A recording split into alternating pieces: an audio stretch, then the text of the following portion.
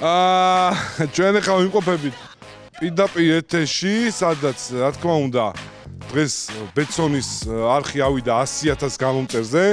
იმაზე ლაპარაკს არ დავიწყებთ, რომ ეს ჩვენი დამსახურებაა. დიდი მადლობა ამისთვის გიორგი მახარაშვილს, მახარას, სტუმრებს, ნებისმიერს, ვინც ჩვენთან ყოფილა და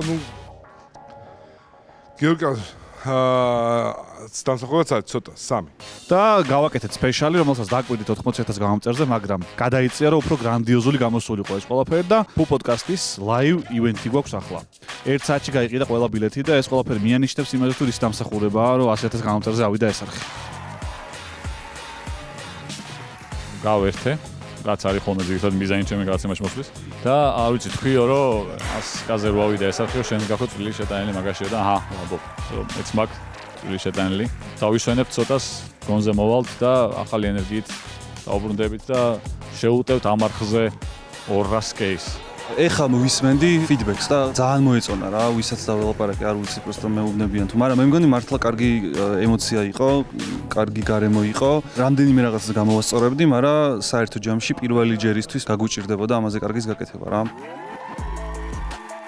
ეხლა ვნახე რეალურად რა აუდიტორია გვყავს ჩვენ. შეუძლებელია ეგრე მარტივად ესეთი კარგი აუდიტორია გყავდეს.